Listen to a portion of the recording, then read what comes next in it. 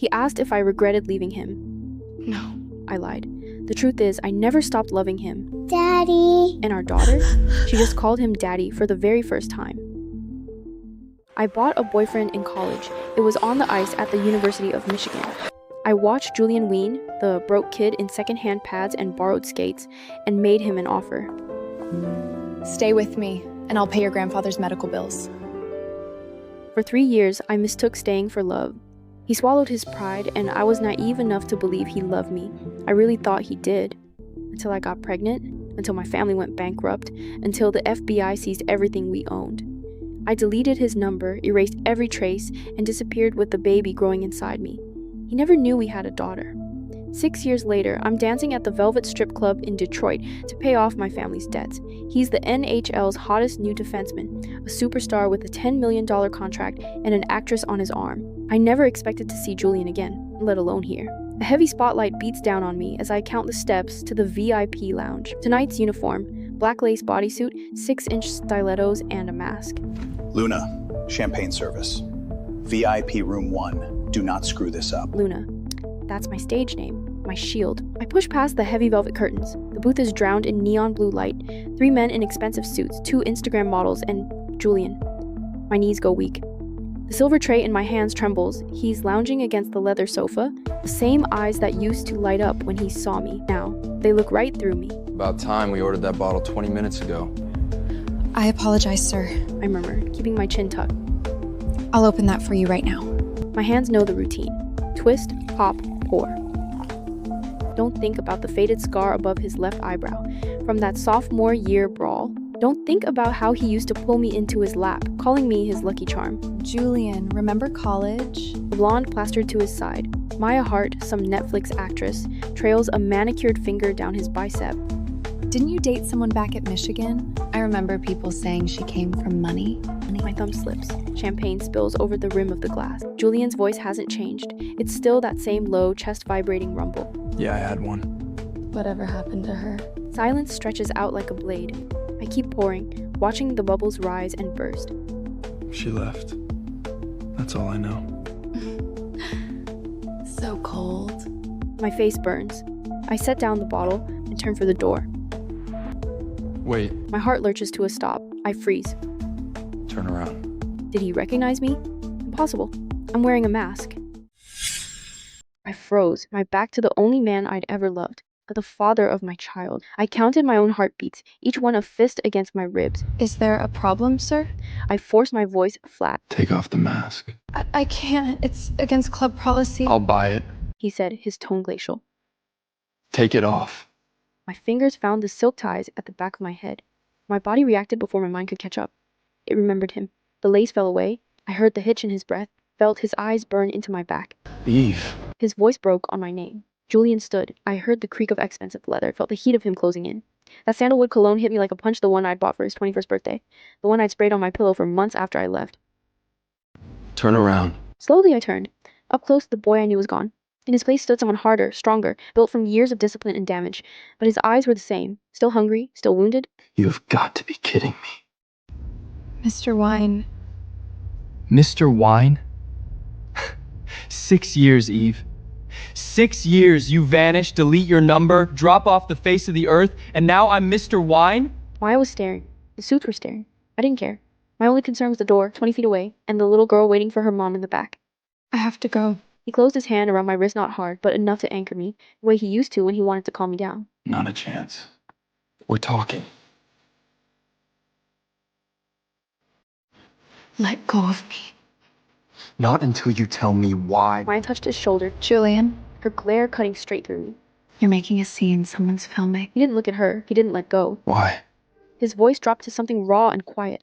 Why did you just disappear? The real answer was burning a hole through my chest. Because my family was destroyed, you had just been drafted, and I would not be the anchor that dragged you under. Because I got bored. It was just a college fling, Julian. It ran its course. His jaw locked. Fine. Something shattered behind his eyes. You want to do this the hard way?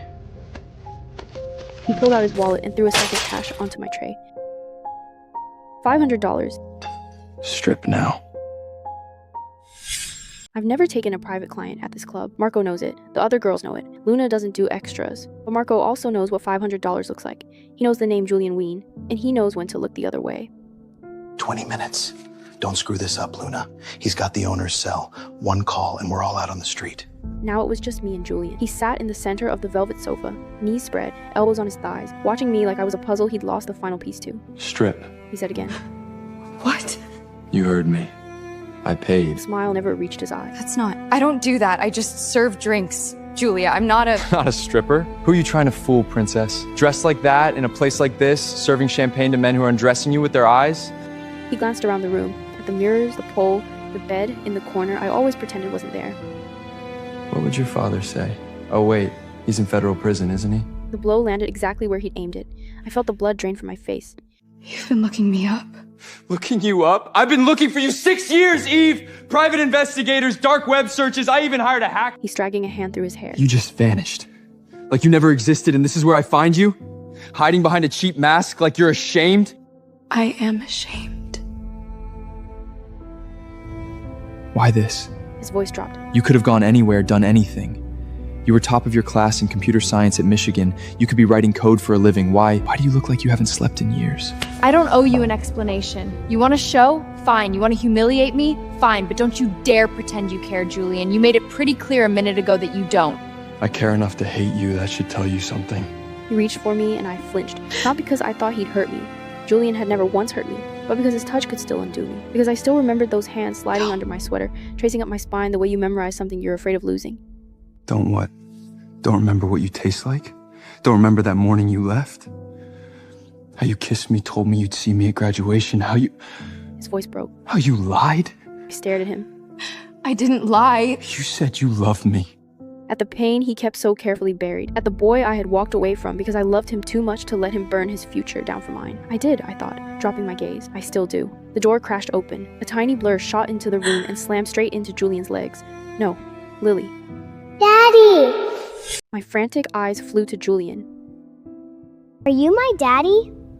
Why are you making my mommy cry? She's just confused. I stammered, my heart slamming against my ribs. Eve, who is she? My mouth opened, then snapped shut. Lily ducked under my arm and planted herself between me and the tall, dangerous stranger. You're very tall. She declared, craning her neck to look up at him. Are you a giant? Julian stared down at her, at the mess of dark curls just like his, at the exact same shade of ice blue eyes, at the stubborn set of her jaw that was all me. No, I'm not a giant. I play hockey. What's hockey? It's a sport. On ice. Like in Frozen? He swallowed hard. Yeah, something like that. You made my mommy cry. You should say you're sorry. I'm sorry.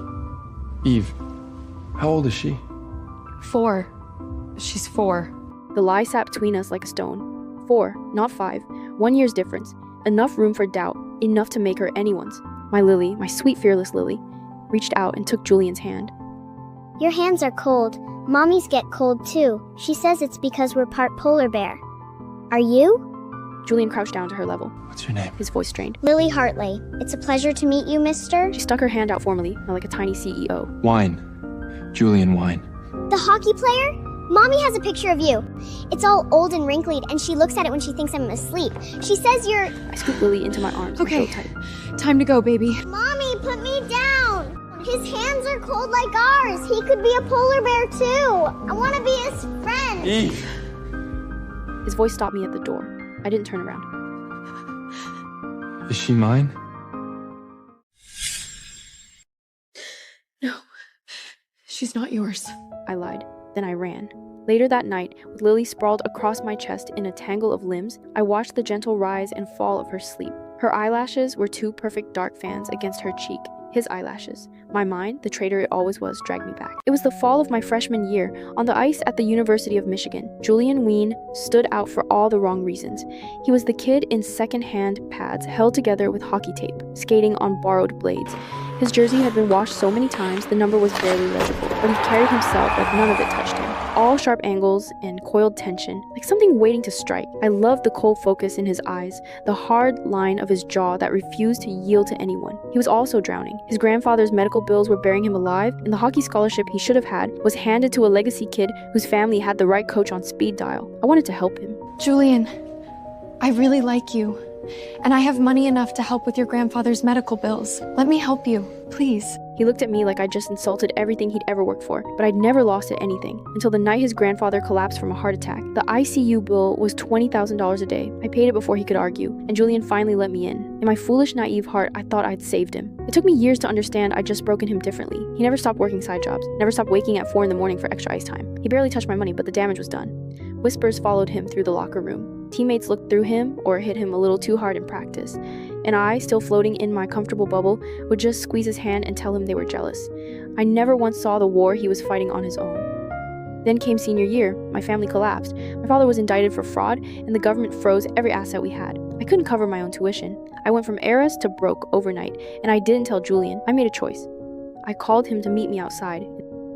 I can't do this anymore, we're done. Why? You were fun for a while, Julian, but I'm moving on. Fine. That night I snapped my SIM card in half, deleted every account I had, and caught a bus to Chicago, pregnant and alone. I didn't tell Julian, because I had just found out I was pregnant, and he had just gotten his draft offer from the NHL. I ran from the debt collectors, from the city, from him, Detroit to Chicago to Milwaukee, city to city, until I came back here 3 months ago. I never thought I'd see him this soon. My phone buzzed on the nightstand at 5 in the morning. We need to talk. Don't make me come back to that club to find you. The next night, Marco pulled me aside before my shift. VIP room. He asked for you by name. I can't. Eve. He bought a $20,000 bottle. He's not going anywhere. Just go. Julian was in the same booth alone, in a leather jacket that cost more than my month's rent. He was turning an empty glass slowly between his fingers. I have other tables. Sit down, Eve. I'm not leaving until we talk. Something in his voice made me sit, on the very edge of the cushion, ready to run. Why did you leave? Were you really just done with me? That same predatory stillness he'd always had on the ice. 6 years hadn't thawed the Michigan winter in his eyes. Your number was disconnected. Every account gone. I even called the university's alumni officer. You really didn't want to be found. No, I wanted to scream. I was pregnant. I wasn't going to let you throw away the NHL for me, but I didn't. You always knew what I was like. I got bored. I moved on. That's who I am.